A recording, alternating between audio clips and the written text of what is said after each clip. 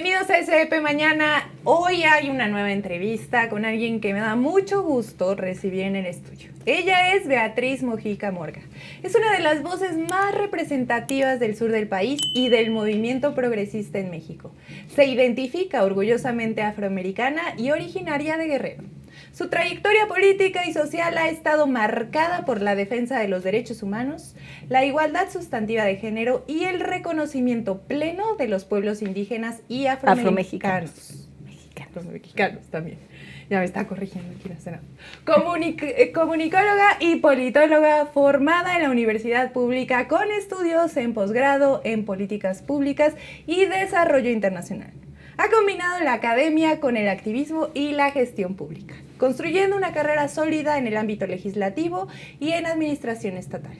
A lo largo de más de 2 décadas ha sido diputada federal, local, secretaria de Desarrollo Social en Guerrero, dirigente partidista y hoy senadora de la República por Morena, convirtiéndose en la primer mujer afrodescendiente que mediante acción afirmativa obtiene un escaño en la Cámara Alta. Su historia también está vinculada al periodismo, actividad por la que fue reconocida a nivel nacional, y a la promoción cultural, siendo impulsora del Museo Comunitario Afromexicano en Huehuetán, en su amadísimo Guerrero. En esta entrevista buscamos conocer a la legisladora, a la académica, a la mujer afromexicana y a la luchadora social que ha abierto camino en espacios históricamente negados. Bienvenida, senadora, ¿cómo estás? Muy bien, Liz, muchísimas gracias por la invitación. ¿Cómo estás? Mira, primero que nada quiero preguntarte, ¿quién es Beatriz Mojica, más allá de los puestos políticos de tu vida pública? Bueno, pues yo soy una mujer que viene de abajo, desde el territorio, digamos. Yo nací en un pueblito pequeñito que se llama Huehuetán, un pueblo afromexicano. Entonces yo me asumo afromexicana por eso.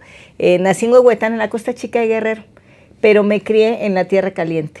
En los años 70 la Costa Chica de Guerrero era un lugar donde había también mucha convulsión de temas de violencia, digamos, y mi familia fue desplazada en ese tiempo, y mi papá era de la otra parte de Guerrero, que es la Tierra Caliente, y nos fuimos a vivir ahí. Entonces la Tierra Caliente era un lugar muy pacífico, y ahí me crié. Entonces, ahí hice la primaria, la secundaria, la preparatoria, fui a Toluca a estudiar, después vine a la Ciudad de México a estudiar. Entonces siempre he sido una mujer que viene pues del campo, que viene del área rural, que se fue formando.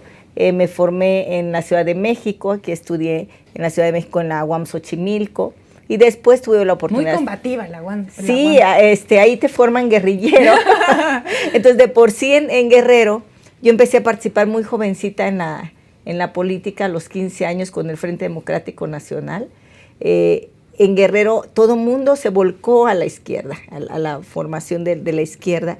Y entonces luego estudié en la UAM Xochimilco, que es medio guerrillero. Me tocó esas épocas en donde se descubrió que de ahí había surgido el movimiento de Chiapas, y estaba Marcos, y bueno, todo ese asunto. El subcomandante Marcos, recordarás, que había sido maestro en la UAM Xochimilco. No fue mi maestro, pero ahí lo recibieron, ¿no? La UAM Xochimilco te enseñan mucho al pensamiento crítico, los temas de ¿Y tus papás qué te decían? ¿Que andabas ahí en la...? No, bueno, pues mi mamá empezó a participar en el movimiento de izquierda y por ejemplo, yo estudié en Toluca y me acuerdo mucho que, dado que mucha gente poco recuerda, pero en los 90s, hubo muchos muertos en la izquierda. ¿Cuál era su pecado? Pedir el respeto al voto. O sea, hoy vemos la democracia normal, hoy sentimos que hemos avanzado mucho, pero no hace tanto tiempo que este país no respetaba el voto, por ejemplo. Y esas fueron las primeras luchas de la democracia. Y yo recuerdo que mi mamá me echaba la bendición y decía, aquí en Guerrero tú eres de izquierda y puedes decir lo que sea, pero en Toluca era una sociedad muy conservadora en ese entonces. Recordemos que es de los últimos estados que pudo ganar ahora el movimiento con Morena muy recientemente, pero antes estuvo en manos del PRI. Entonces me echaba la bendición y me decía, tienes que ser muy cuidadosa con lo que dices, con lo que haces, porque en Guerrero hubo más de 500 muertos, por ejemplo, en la lucha democrática. Y bueno, En ese tema yo me formé siempre en los temas de la izquierda. Había poca participación de las mujeres, pero siempre nos tocaba el activismo de pegar póster, de participar en las asambleas, aunque pocas mujeres accedían a los cargos políticos. Quiero hacerte dos preguntas. La primera tiene que ver con la democracia y la otra con la participación de las mujeres en la vida pública. Porque creo que a nosotras, sobre todo mujeres, digamos, jóvenes, hoy no tan jóvenes, yo tengo 36 años, y pienso que a nosotros se nos hace normal que una mujer esté como yo entrevistándote, ¿no? O a ti verte como senadora, para mí ya es un hecho normal. Pero cuando tú empezaste en la vida pública, eso no se veía. O sea, tú empezaste en las filas del PRD cuando el PRD era bueno. Y en ese PRD, ¿cuántas mujeres de verdad participaban en la vida pública? Sí, había pocas mujeres. Hay que pensar en que el movimiento de izquierda viene de mucho más atrás, incluso más atrás de las siglas partidistas. Uh-huh. En Guerrero, pues viene desde la guerrilla, por ejemplo, ¿no? Y había poca participación de las mujeres. No es que no la hubiera, la había en las bases, pero había poco acceso a ocupar espacios. Pues eso de decisiones. Que yo la primera vez que pude ser diputada federal, por ejemplo, solo había una cuota del 30%. 30% era lo que había en las cámaras. Me tocó hacer la primera iniciativa para que las suplentes fueran mujeres. Por ejemplo, hoy lo vemos todo tan normal, pero cuando llegabas a las cámaras y tus suplentes eran hombres, al otro día entraban mujeres y al otro día aparecían puros hombres en las cámaras. Sí, claro. Hubo casos muy sonados, las Juanitas, por ejemplo. Hubo casos muy sonados que en las legislaturas locales y en la federal sobre esta simulación que había en los partidos, en todos los partidos políticos. Y entonces la lucha de las mujeres ha sido muy, muy importante porque fue abriéndose caminos. Pero hay que reconocer que más allá de que empezaron las cuotas, llegó la paridad, había mucha resistencia. ¿Qué decían los hombres? ¿Pero para qué quieren ustedes el 70%? ¿Para qué quieren ustedes la paridad? Si pueden tener el 70%. O sea, cuando había la cuota 70-30, decían, ¿para qué quieren la paridad? ¿Pueden ustedes tener el 70%? Cosa que nunca iba a suceder. No, jamás. Fue gracias a todo el movimiento de las mujeres que fue posible. Y a la voluntad también muy, muy importante de la sociedad, las manifestaciones, todas las luchas que se vinieron dando, pero no hay que perder de vista que un gran aliado del movimiento de izquierda ya en Morena, yo creo que desde antes, desde que Andrés Manuel estuvo en el PRD, siempre propició la participación de las mujeres. En su gabinete de la ciudad. En su gabinete de la ciudad, fue la primer gabinete paritario del país. Y eso va cambiando en la práctica las cosas, ¿no? Y una vez que estuvo en la presidencia de la República, otra vez hace su primer gabinete paritario, aún sin reformas. Bueno, ya estaba la paridad en la ley, pero no estaba plenamente. No. Aún sin reformas legislativas, Andrés Manuel entendió que era muy importante la participación de las mujeres y la propició desde el poder, que ese es un gran cambio, es espectacular eso, y genera la posibilidad de que una mujer por primera vez llegue a la presidencia de la República. Eso nos habla también de un hombre estadística que está viendo no solamente lo que él quería dejar como legado, sino cómo un sector tan importante pero tan marginado de la sociedad avanza. Yo siempre he sostenido que el mejor legado que nos pudo dejar Andrés Manuel es una mujer en la presidencia de la República, porque cambia, o sea, sí cambia la visión. Yo he venido sosteniendo desde hace muchos años que la visión de la política pública de las mujeres y los hombres sí es distinta. Sí, claro que es distinta. Sí es distinta en dónde vas a poner los énfasis. Por ejemplo, escuchamos mucho de nuestra presidenta Claudia Sheinbaum el sistema de cuidados. Porque ella además lo vivió.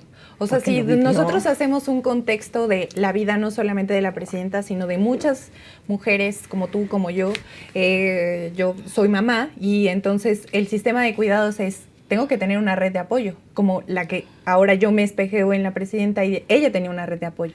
Ella dejaba a sus hijos encargados y entonces se iba a dar clases a la escuela, y entonces ella justo lo decía hoy, yo tenía que ganar más dinero para meter a mis hijos a escuelas, a lugares en la tarde, que practicaran algún deporte o lo que fuera, para que entonces yo pudiera hacer otras actividades, ¿no?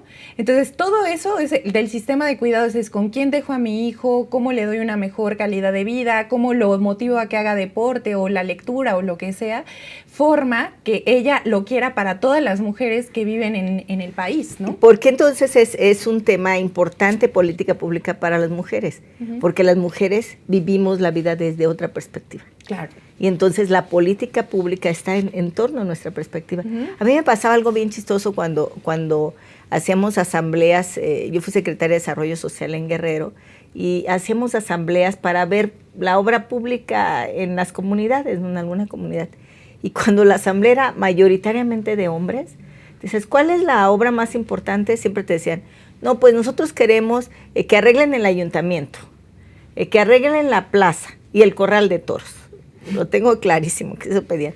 Pero si la asamblea era de mujeres, te decían, yo quiero que arreglen el hospital, quiero que arreglen la escuela, la cancha, y quiero tener un programa de vivienda. ¿Por qué eso era importante? Porque si hay un enfermo en casa, las mujeres son las que van al hospital, entonces se daban cuenta si había el doctor, si no había, si no había hospital ahí, o sea, querían un tema médico. ¿Por qué la escuela?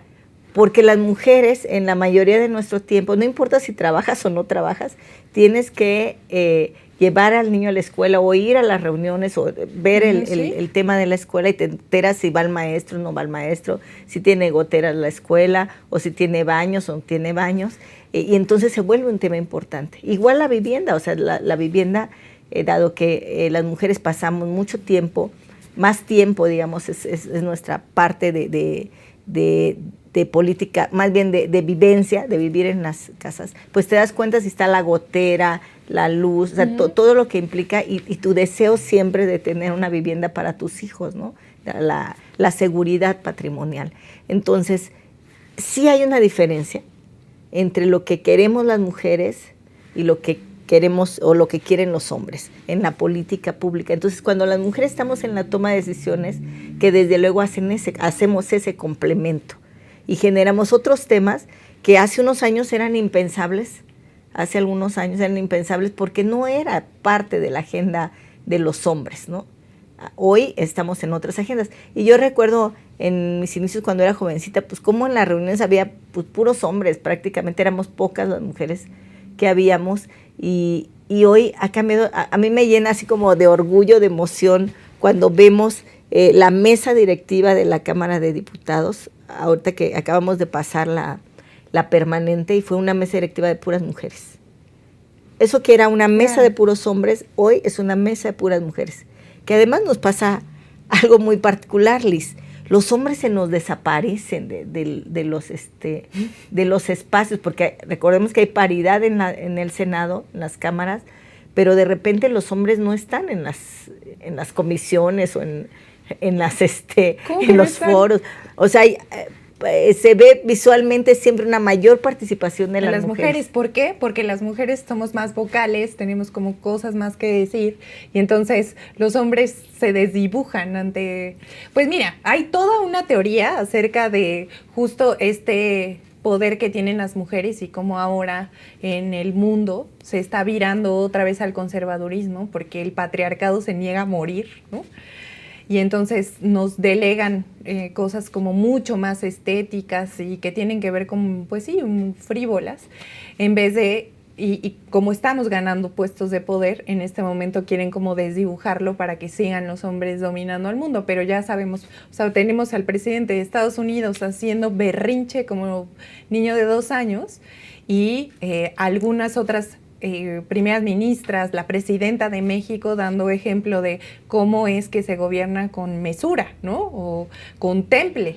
Y eso dice mucho de cómo se gobierna, digamos, con desde un plano femenino y uno masculino que están acostumbrados a hacer Y hay que estar como atentos porque, digamos, como tú bien dices, el patriarcado se niega a hacerse a un lado, sí. ¿no? Y entonces eso va a seguir generando muchas problemáticas. Yo sí he visto que ha habido un aumento, por ejemplo, de la violencia hacia las mujeres, de la violencia política, o es más visibilizada, porque muchos a veces se sienten como desplazados, pero no hay ningún desplazamiento. Simple y sencillamente estamos retomando los lugares, digamos. Espacios, sí. Porque pues las mujeres somos la mayoría de la población, no somos una minoría, somos la mayoría de la población. Y a pesar de eso, no hemos tenido los lugares que nos corresponderían por el tema poblacional simplemente. Uh-huh. Y lo que vemos es, yo de repente veo que leo algunas columnas, cómo hay una carga de misoginia en torno a las decisiones que toma nuestra presidenta, por ejemplo, que dicen, bueno, oigan, va muy bien la economía, escriben muchos, va muy bien la economía, pero no se debe a la presidenta, se debe, o sea, ese regateo sí. constante de cómo está trabajando nuestra presidenta, que lo está haciendo muy bien, porque este tema todavía de visión patriarcal que no acepta que las mujeres pueden tomar decisiones sin estridencia, digamos, sin pleitos, si tú quieres, ¿no? Es otra forma de tomar decisiones y que lo importante es dar resultados más que que entrar en conflictos, por ejemplo, con Estados Unidos o cualquier otra decisión que se tome. Y yo recuerdo que una vez, hace muchos años, estuvo acá en México Dilma Rousseff y tuvo una reunión con mujeres de izquierda. Y nos decía, cuando tengan ustedes la primera presidenta, eso fue como en el 17 por ahí, deben de tener mucho cuidado, porque es cuando van a aflorar, sí, va a aflorar lo peor. El patriarcado, ¿no? O sea, porque a las mujeres nos exigen más de todo. Y entonces nos hacía una referencia que decía, miren, si una mujer llega, si un hombre llega arrugado a su trabajo, un ejecutivo llega arrugado a su trabajo, su camisa está arrugada, etcétera, todos van a regresar a ver y van a decir, pobrecito, no tiene tiempo de plancharse la camisa, o no tiene quien le planche la camisa, y lo van a justificar. Pero si una mujer llega con la camisa arrugada porque tuvo que mandar a los niños a la escuela, porque tuvo una jornada muy difícil, todo mundo va a criticarle, va a decir que por qué, que si es floja, que si es eso, que no pudo plancharse la camisa. Y nos decía, si un hombre grita en una reunión, me dice, que tiene autoridad, este hombre tiene mucha autoridad. Pero si una mujer grita, o más bien, más que gritar, levanta la voz, hace una voz fuerte en una reunión, entonces es histérica, o sea, te empiezan a calificar de todo, ¿no?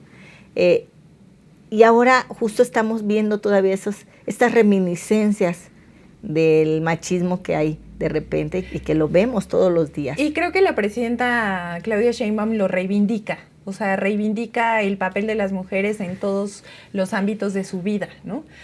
Justo esta semana recordaba cómo un comediante le dijo que había llegado una ama de casa a la presidencia. Y ella le responde al comediante y dice, sí, soy ama de casa, científica, mamá, abuela y porque el pueblo de México lo quiso, comandanta suprema de las Fuerzas Armadas, ¿no? Justo eso es lo que se reivindica, es el papel de las mujeres en muchos ámbitos de la vida. Ahora te voy a decir algo súper controversial y tú me dirás si es verdad.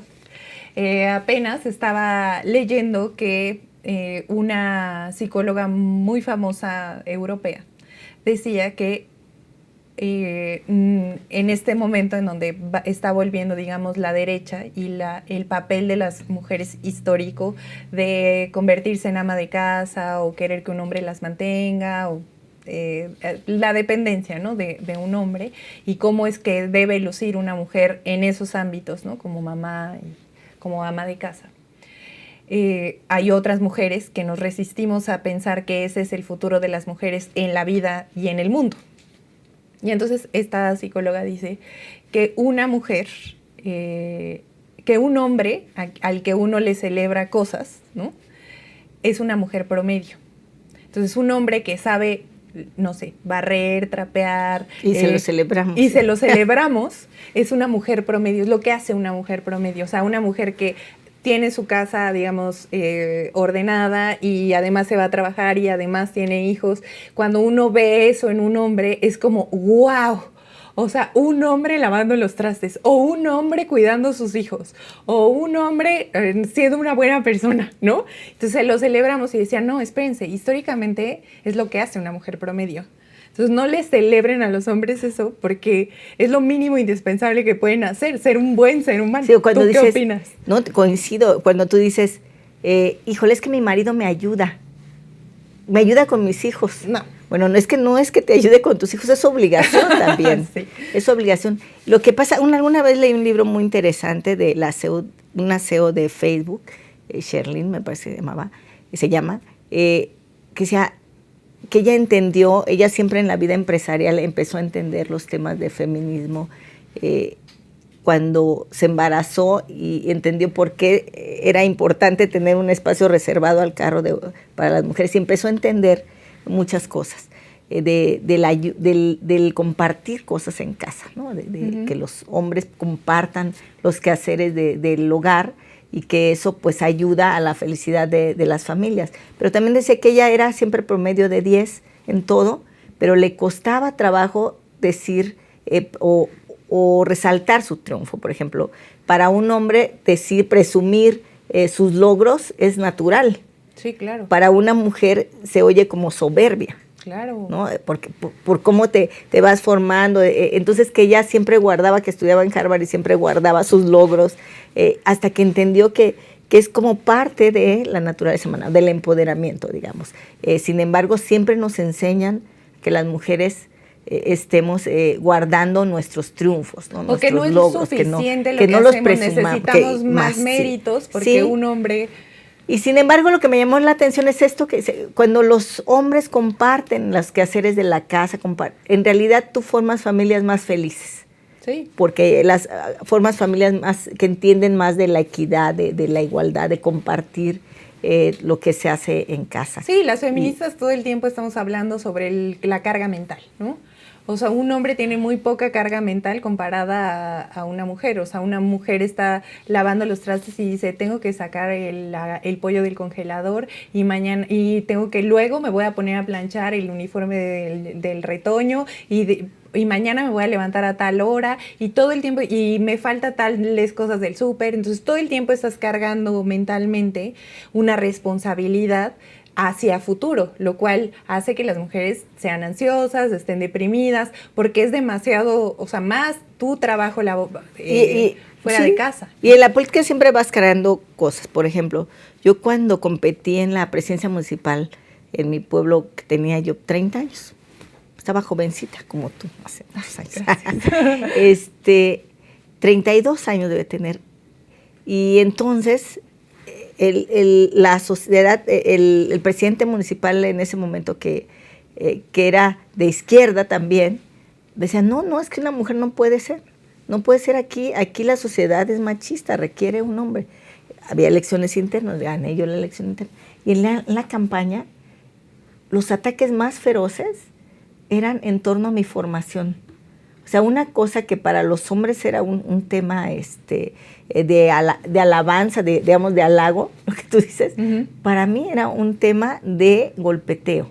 Decían, es que ¿en qué momento una guachita calentana, porque así se dice guacha para decir mujer, para decir joven en Guerrero, en la Tierra Caliente, ¿cómo es que pudo estudiar fuera? ¿Cómo es que estudié en Europa, por ejemplo? Yo tengo estudios en Francia y en España. O sea, eso no es posible, seguro es falso. Y me hacían unos ataques en la prensa, todo, que seguro mis títulos eran falsos y cosas de ese tipo, que tú decías, no es posible, esto no es irreal. ¿Sí? Que te estén cuestionando tu formación. Bueno, después cuando competí, pero entonces no existía la violencia de género, o sea, no podías acudir a ningún lado.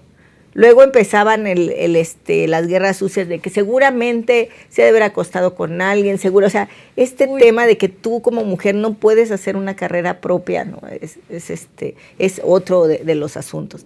Luego cuando competí en la gobernatura en 2015, o sea, no hace mucho, pero todavía no estaba regulada la violencia de género. Decían, bueno, no, Beatriz, es que no puede gobernar, Beatriz, el Estado. No ha parido. Beatriz no ha parido, no le ha dado sangre a la patria, pero no te estoy hablando de mensajes en corto, te estoy hablando de personajes públicos, diputados, senador actual del PRI, por ejemplo, que se abrazaban en los mítines para decir, Beatriz no puede gobernar, no ha parido, no le ha dado sangre a la patria. Y tú decías, es que eso es irreal, eso no, sí. ¿Cómo puede ser? O sea, ¿eso qué tiene que ver? O sea, sí. ¿Qué tiene que ver si tú tienes hijos o no tienes hijos con gobernar? No tiene nada que ver. Y sin embargo, la violencia de género se da todavía mujeres jóvenes que están en la política todavía enfrentan estas cuestiones, ya menos, pero lo enfrentas. Es más, me acuerdo que en la campaña en 2015, en la gobernatura de Guerrero una vez, pues yo me crié en el campo, yo soy una mujer que viene, mis padres son campesinos, ganaderos, que vienen del campo. Entonces, pues yo me crié en el campo, montar a caballo, o sea, las labores del campo. Y entonces en campaña hicimos un spot a caballo. Entonces yo decía que Guerrero era un estado, un estado con muchas problemáticas, broncos si tú quieres, y que había que llevarlo con una mano diestra, tranquila. Bueno, yo sé que y en ese mismo momento en el norte del país, en Nuevo León, estaba el Bronco. Y también hizo un spot a caballo. Pero a mí en los comentarios nacionales decían, Beatriz Mojica compara a Guerrero con un caballo, ¿no? Mientras al Bronco, decían, no, pues es un hombre bragado que sabe montar a caballo. O sea, y tú decías, sí, claro. ¿Cómo? No es la misma vara con la que se mide. O sea, las mujeres no podemos montar a caballo, las mujeres no pueden, pero los hombres sí. Entonces, para los hombres es un valor de fortaleza, de valentía, y para las mujeres es un tema de que cómo te atreves a montar a caballo, a comparar cosas. Y empiezas a ver estos temas, y entonces que a mí me da mucho gusto cuando ves que se han superado muchas cosas. Toda la legislación de violencia de género ha ayudado mucho a que las mujeres sigan avanzando, digamos, porque ya antes no tenías a dónde recurrir. Era muy frustrante, digamos, que te digan eso, que te digan, no has parido, te duele el alma. O sea, claro. Tú decías, híjole, después cuando tienes un hijo, yo tengo un niño pequeño de 7 años, dije, bueno, ahora no sé qué se les va a ocurrir, pero algo se les va a ocurrir. Por supuesto. El patriarcado siempre encuentra el motivo para fregar a las mujeres. Y empiezan a decir, si eres buena madre, mala madre, dices, bueno. De eso hay muchísimo. Mira, quiero preguntarte, además ya vimos que es una feminista aprobada y que no vengan aquí a querernos quitar nuestro carnete feminista. Tú, además de luchar por la igualdad sustantiva, tienes plagado, digamos, en tu ser la defensa de los pueblos afromexicanos. Cuéntanos un poco sobre eso. Sí, mira, yo soy afromexicana porque mi madre es costeña y es afromexicana, y mi madre contaba que su tatarabuelo debió ser, todavía ella recuerda que tenía un arete de esclavitud, digamos. Uh-huh. Entonces, aunque yo no me crié en la Costa Chica, sino en la Tierra Caliente, donde no hay pueblos afros, siempre estuve marcada en ese sentido de la añoranza de regresar. Y en el año 2012, 2013, hicimos el museo junto con mi hermana Tere, el Museo Afromexicano, como una ofrenda de paz a nuestro pueblo, del cual habíamos salido por temas de violencia y de reconocimiento a nuestra raíz. La raíz afromexicana es una de las 3 raíces que tiene el mestizaje mexicano, uh-huh. pero de la que poco se habla, de que poco se reconoce. Yo digo que todos nos recordamos que tenemos un abuelo español, o sea, tú platicas con cualquier familia claro. mexicana y dice, no, yo en mí tengo un abuelo, tatarabuelo, que era español o que era de algún otro país. Pero poco reivindicamos nuestros abuelos indígenas y menos nuestros abuelos negros. Estamos hablando de una población que existe prácticamente en todo el país, pero en Guerrero es el estado con mayor población afromexicana, porque ahí llegaban los barcos de manera ilegal y en Veracruz llegaban de manera legal. Y la importancia del pueblo afromexicano es que, imagínate, desde la colonia, en toda la colonia, 300 años antes de lograr la independencia de México, pues estamos hablando de que toda la fuerza de trabajo era de personas esclavizadas. Recordemos que cuando Fray Bartolomé de las Casas, recordemos que Fray Bartolomé de las Casas fue a España y abogó por los pueblos indígenas, que no fueran esclavizados. Entonces la corona española dijo, bueno, si no van a trabajar los pueblos indígenas, entonces vamos a permitir la entrada de personas esclavizadas. Entonces 300 años llegaron barcos y barcos. Imagínate cuántos barcos llegarían a México y poblaron Veracruz, obviamente Guerrero, Oaxaca, pero estamos hablando que donde hubo una hacienda, donde hubo una mina o familias pudientes, pues todo el personal era afrodescendiente, eran africanos, eran personas esclavizadas y tuvieron hijos y poblaron. Incluso aquí en la Ciudad de México, Santo Domingo era el barrio de Santo Domingo, era donde se vendían los esclavos, por ejemplo, ¿no? Entonces hay iglesias por ahí que solo eran para personas afromexicanas. Sin embargo, nuestro país, a pesar de toda esta historia que fue reconocida en este sistema de castas siempre, y que la independencia la hizo el pueblo afromexicano. Si nosotros revisamos la historia, vamos a encontrar que Morelos era afrodescendiente, sí. Y que Vicente Guerrero también. Que Vicente Guerrero pues duró más su lucha para lograr la independencia, en realidad duró varios años, a diferencia de Hidalgo, que proclamó la independencia, pero su vida fue corta, igual Morelos, y quien mantuvo la lucha fue Vicente Guerrero. Y todo su ejército, tanto de Morelos como de Vicente Guerrero, era de personas cimarronas, digamos. Cimarronas eran personas esclavizadas que se habían escapado. Eran rebeldes, pues, pero eran rebeldes negros.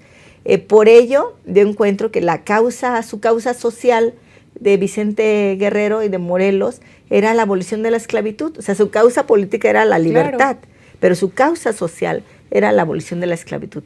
Por ello, Vicente Guerrero proclama el primer país en América Latina, en todas las Américas, en declarar la abolición de la esclavitud es México, porque Vicente Guerrero era su causa principal. Entonces, en cuanto fue presidente, proclama la esclavitud.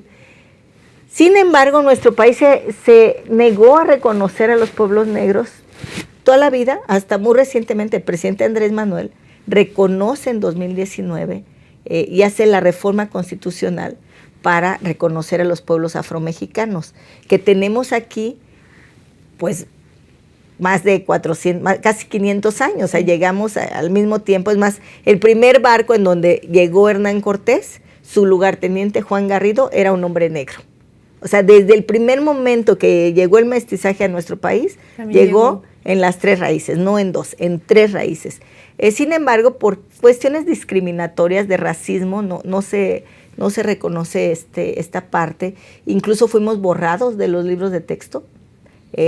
Cuando Vasconcelos hace todos los libros de texto, desconoce a los pueblos negros. Incluso Vicente Guerrero fue blanqueado, o sea, fue puesto más claro de lo que era, y se pierde toda esa parte en la historia. No nos enseñan en la historia de México nuestra raíz afromexicana, y todavía muchos de nuestras compañeras, por ejemplo, cuando vienen de Acapulco, de la Costa Chica a la Ciudad de México, todavía muchas veces les preguntan, ¿no?, ¿de qué país son?, ¿no? Porque no está naturalizado el tema de la afromexicanidad. Pensamos que los negros están en Estados Unidos, o están en Cuba, o en Brasil, en otros países, menos en México. Pero aquí pues tuvimos muchas personas esclavizadas. Fíjate durante que muchos siglos. De este reconocimiento de los pueblos afromexicanos, hay varios colectivos de mujeres que empiezan a enseñarle a otras mujeres negras, afromexicanas. Si me equivoco me dices, yo también estoy aprendiendo. Es que el concepto afroamericano son los gringos. Afromexicanos. Y los afromexicanos somos los mexicanos. Ajá, pero sí se dice mujeres negras. Sí, mujeres negras. De las mujeres negras, enseñándole a otras mujeres a llevar la negritud con orgullo, ¿no? Entonces hablan, por ejemplo, del pelo rizado, de cómo cuidar la piel negra, de, o sea, de cómo nos han enseñado como históricamente cómo debe lucir una mujer para blanquizarse y no cómo llevar con orgullo la negritud. Entonces también nos hace falta como mucha, digamos, cultura y aprender de esas mujeres que en este momento están reivindicando la afromexicanidad. Sí, Liz, el autorreconocimiento no es un tema fácil porque toda la vida te enseñaron que mejorar la raza era ir hacia lo blanco, ¿no? Y es natural, estamos hablando de personas esclavizadas, de personas que fueron privadas de su libertad, ¿no? Que fueron metidas en un barco. Nosotros no podemos trazar, por ejemplo, nuestro árbol genealógico correcto o más, porque las personas que llegaron a México fueron quitadas de su comunidad, pero son de diferentes comunidades y en un barco eran metidos con diferentes lenguajes para que no se comunicaran entre sí. O sea, entonces no hay manera de trazar de dónde exactamente llegaron a Guerrero. Sí, hay teorías de por dónde pudieron haber llegado, pero no tiene certezas.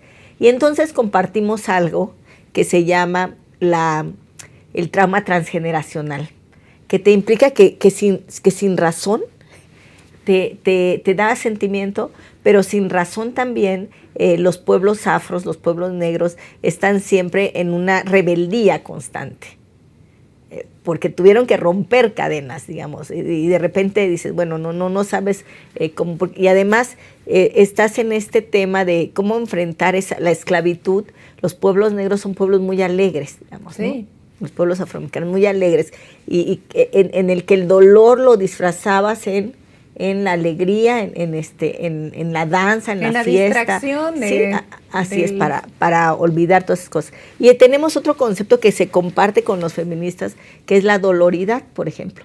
Es el dolor de lo que implicó toda la esclavitud, todos los siglos de esclavitud en el mundo, y que estamos empujando en los movimientos internacionales a que haya una disculpa de los países que esclavizaron, ¿no? Que son los países europeos, que es España, Portugal, que esclavizaron a la gente durante siglos. O sea, no estamos hablando de periodos cortos, estamos hablando de siglos de la esclavitud en nuestro continente y en el mundo entero, ¿no? Entonces, es un tema muy, muy bonito reencontrarte en tus raíces, pero también es un tema doloroso. Es un tema doloroso de saber todo lo que sufrieron tus ancestros, y que no puedes hacer esta línea genealógica también. Y también decirlo, el tema de cómo te reconstruyes en la cultura. No es fácil la autoadscripción. Siempre hay un pleito en las cámaras, en las diferentes en los partidos también, en torno, por ejemplo, a las acciones afirmativas, a que no haya simulación en las acciones afirmativas. En el caso del tema, y todos dicen, es que declararse afromexicano, no, en la acción afirmativa, todo el mundo se va a declarar. No es tan fácil tampoco hacerlo, tienes que reconocerte. Y autoidentificarte como, o sea, yo decía, tú te identificas como. Hay muchas cosas que, o sea, uno no alcanza a entender, pero por ejemplo, las acciones afirmativas tienen muchos bloqueos culturales. O sea, sí, las acciones afirmativas van de eso, ¿no? Ajá, sí. Van, por ejemplo, de reconocerte afromexicano cuando siempre hemos virado a la blanquitud, ¿no? O reconocerte lesbiana o transexual o homosexual. Requiere todo un proceso. Requiere todo un proceso identitario, no solo de la persona. Pásale. Sí. Sí, requiere todo un proceso y no es tan sencillo. Entonces, hoy hay muchos movimientos de los pueblos afros. Nosotros cuando abrimos hace 7 años, 8 años va a cumplir el museo, lo hicimos es un museo comunitario, se llama el Museo Afromexicano de Huehuetán. Es un museo comunitario en el que cada gente del pueblo llevó una pieza, pero tuvo que haber un trabajo de reconocimiento de autorreconocimiento. Claro. Y cada quien llevó una pieza y se autorreconoció, decir, bueno, sí, nosotros somos pueblos negros. En la Costa Chica, pues es una cosa normal llamarnos pueblos negros, es parte de nuestras canciones, de nuestras danzas, de nuestra cultura.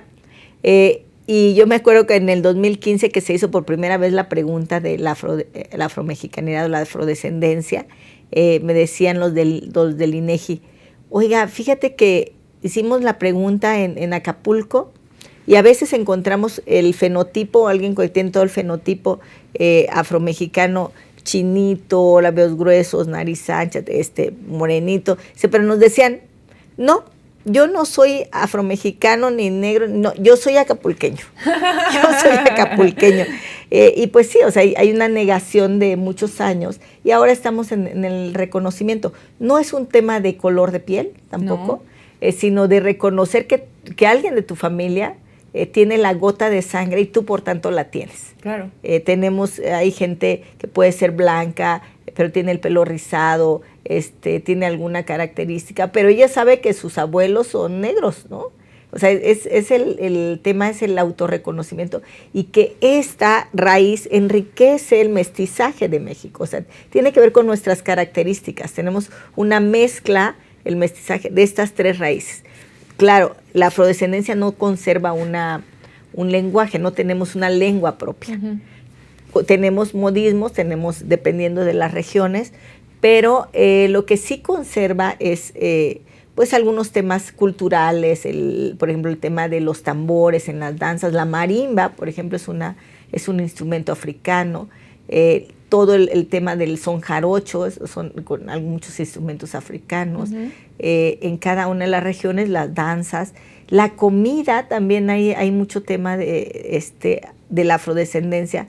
Por ejemplo, cada vez que comemos unos taquitos de biuche, de sesos, de carne, todas las menudencias son una herencia afrodescendiente, porque los esclavos solo comían las menudencias, no comían la carne, les daban las menudencias y ahí tenían que inventar los guisados, ¿no? La pancita es una comida afrodescendiente, uh-huh. Ya mezclada, ya afrodescendiente, la jamaica, la sandía, o sea, muchas de las cosas que comemos en México son comidas afrodescendientes.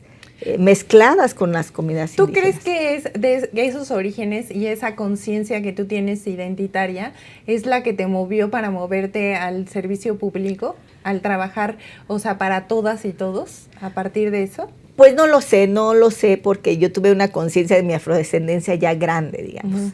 En este país es muy reciente el tema, ya lo tuve cuando regresé a mi pueblo, donde era mi mamá. Y me di cuenta de que eran pueblos negros, digamos. Yo me había criado en otra región. Y fue cuando nos encontramos con nuestra identidad afrodescendiente y decidimos hacer el museo con mi hermana Tere.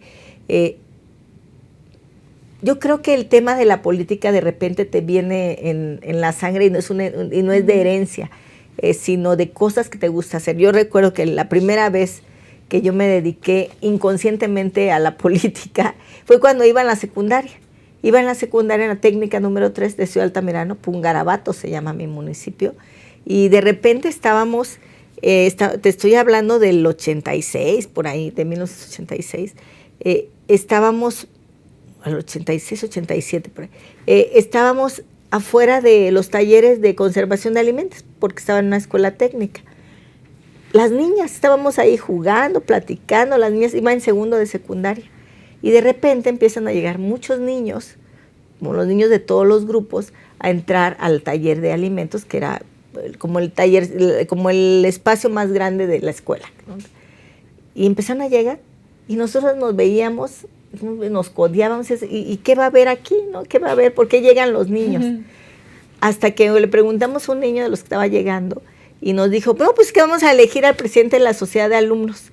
Ahorita nos convocaron los maestros que vamos a elegir al presidente de la sociedad de alumnos. Y nosotros nos vimos y dijimos, ¿y nosotras? ¿Por qué no nos convocaron a nosotras?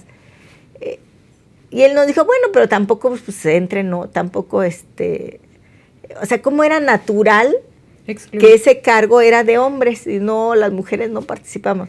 Entonces entramos las niñas, pues ahí estábamos, entramos y de repente pues se abrió que a ver quién quiere hacer propuestas, se abrió la discusión y mis amigas me dicen, pues tú haz alguna propuesta. Entonces yo levanté la mano, hice una propuesta en torno al agua. En Altamirano llegamos a 45 grados, hace mucho calor, mucho calor. Y cuando tú vas a la secundaria, o íbamos a la secundaria en ese entonces, si no llevabas un peso en la bolsa, no podías tomar agua en todo el día, porque la cooperativa, eso se vendía, el agua, ¿no? El agua potable, y el agua de la llave, pues no era de tamarindo, que venía directo del río, ¿no? Entonces, para mí esa era una necesidad que yo veía que había, entonces hice esa propuesta de poder trabajar para que todos tuviéramos agua gratuita. Y bueno, eso le gustó a todo el mundo y ganamos la elección. Esa fue mi primera elección. Yo no lo tenía en la mente hasta muy recientemente, hace algunos años, que dije, bueno, en realidad, cuando tenía 13 años fue mi primera incursión en la vida pública y fue mi primera votación. Gané la votación para ser presidenta de la Sociedad de Alumnos. Entonces, creo que ahí nació mi inquietud del servicio a la comunidad y logramos cumplir nuestro compromiso de darle agua a todos los niños, niñas y niños gratis. Y creo que ahí me nació la vocación de servicio. Hasta la fecha, el tema del agua es uno de los temas que para mí es una de las causas que yo tengo siempre pendiente, porque Guerrero, a pesar de que tenemos mucha agua, tenemos poco acceso al agua. Somos el segundo, tercer estado con mayor rezago de acceso al agua, y ese para mí es un gran pendiente que yo cada vez que puedo pues estoy en esa lucha de que tenemos que tener agua, que todas las familias tienen que tener acceso al agua. Voy a preguntarte, el 2027 es un año electoral. Tú eres ahora senadora de la República, presidenta de la Comisión de Cultura. ¿Hay algo que estés buscando por ahí del 2027? Pues el 2027 se van a abrir muchas posibilidades. Hay cambio de gobierno en mi estado. Desde luego que me gustaría participar. Vamos a esperar la convocatoria. Yo ya fui candidata a la gubernatura. He recorrido todo el estado de Guerrero. He escuchado a la gente. Una de las cosas que nos enseñó Andrés Manuel es que hay que caminar. Y casa por casa. Casa por casa. Y eso es algo que yo he hecho toda mi vida. O sea, no es reciente, lo he hecho y he aprendido que eso es lo más valioso que hay en la vida, cuando escuchas a la gente. Y yo sé que Guerrero tiene muchos pendientes todavía. Tenemos muchos pendientes con la población guerrerense que hay que hacer, y Guerrero necesita avanzar al segundo piso de la transformación. O sea, ahorita tenemos un gobierno de Morena, Evelyn Salgado está haciendo un buen trabajo, y es importante que no se pierda ese ritmo, que avancemos, que podamos darle mejores resultados a la población con las bases que ya están sentadas. Claro. Están sentadas las bases. Yo creo que las políticas públicas que nos dejó Andrés Manuel López Obrador son muy importantes, que mejoraron el ingreso de las y los guerrerenses, y que hay que darle ese complemento, hay que seguir en esa ruta de complementar con programas de vivienda, de acceso al agua, al drenaje, que nos lleve a impactar en torno a la pobreza. Y ese es uno de los grandes retos, y desde luego que a mí me gustaría mucho servirle a mi pueblo, seguirle sirviendo a mi pueblo. Eso no va a depender de mí, va a depender de la gente, porque Morena pues tiene mecanismos de medición en donde que la gente es la que opina quién le gusta, quién no le gusta. Y yo tengo mucha confianza en las y los guerrerenses, que son un pueblo siempre resiliente, valiente. Su raíz afromexicana siempre aflora en el tema de la resiliencia, ¿sí? Que tenemos que enfrentar siempre desde huracanes, temas de violencia, de desplazamiento. Pero es un pueblo que está ahí siempre resistiendo y además aportándole a la sociedad mexicana, porque los movimientos sociales que han pasado en Guerrero han sido punta de lanza para mejoras a nivel nacional. La independencia, la revolución, la reforma antes, que pasó también en Guerrero, todo el plan de Ayutla. Sí, un pueblo combativo. Sí, el tema de la revolución hasta la guerrilla de Lucio Cabañas y Genaro Vázquez, que le dio al todo el magisterio muchos beneficios también de mejoras que se tuvieron que hacer, y que a pesar de todo lo que le hemos aportado al país, todavía tenemos una gran deuda con el pueblo guerrerense. Por ejemplo, y con esto concluyo en ese tema, la Sierra de Guerrero, donde pasó la guerrilla, ¿cuál era la visión de los gobiernos del PRI? En lugar de atender las causas, como lo estamos haciendo ahora con la presidenta Claudia Sheinbaum, como se hizo con Andrés Manuel López Obrador, en lugar de atender las causas, lo que hizo el PRI fue aniquílese los pueblos. Déjenlos, ahórquenlos en el presupuesto, déjenlos en la infraestructura. Entonces, toda la Sierra de Guerrero, donde sucedió la guerrilla de Lucio Cabañas y la Guerra Sucia, está sin carreteras, sin hospitales, sin educación, porque esa era la política. En lugar de atender las causas, era aniquílese, no le demos presupuesto en infraestructuras. Entonces, hoy, con el presidente Andrés Manuel se empezaron a hacer los caminos artesanales. Hoy con la presidenta Claudia Sheinbaum se van a hacer inversiones grandiosas en la región, carreteras, se está impulsando el desarrollo. Nos habla de un modelo distinto. Sí, claro. Y claro que a mí me encantaría acompañar ese modelo para ver en otras condiciones a mi estado. Y lo estamos haciendo desde el Senado de la República, desde la Cámara de Diputados, fui diputada local, desde el Senado de la República, pero la parte legislativa pues tiene sus asegúnes, solo es limitado. Sí. Desde luego que a mí me gustaría poder empujar el segundo piso de la transformación en mi estado, y vamos a esperar las reglas, vamos a esperar la convocatoria, las reglas, pero desde luego que sí nos gustaría participar. Pues yo te agradezco mucho que hayas estado aquí, Beatriz. Me da mucho gusto poder coincidir en algunos pensamientos contigo. Mira, aquí está tu cámara. ¿Qué le dices a tu pueblo guerrerense? ¿Qué mensaje le quieres dar? Pues al pueblo de Guerrero yo le quiero pedir que sigamos teniendo confianza, que la transformación está avanzando en nuestro estado, que tenemos una gran presidenta, Claudia Sheinbaum, y que necesitamos aprovechar esa gran oportunidad que tiene Guerrero de complementar lo que está haciendo la presidenta Claudia Sheinbaum, hacerlo también en Guerrero y fortalecer a nuestras comunidades. Que el pueblo de Guerrero, yo lo amo porque es un pueblo generoso, es un pueblo cálido, es un pueblo valiente, es un pueblo que siempre se levanta ante la adversidad, y que a mí me ha enseñado grandes cosas y que siempre lo llevo en el corazón. Muchas gracias, Beatriz. ¿Dónde te pueden seguir? ¿En tus redes sociales? En mis redes sociales, Beatriz Mojica, y @Beatriz Mojica en Twitter también. ¿También Twitter? También. Facebook, y todo. en Facebook, en todas, con Beatriz Mojica. Te agradezco mucho que hayas venido. No se pierdan esta entrevista y no se pierdan todos los contenidos de SDP. Nos vemos después con el corazón por delante. Adiós. Muchas gracias, Liz.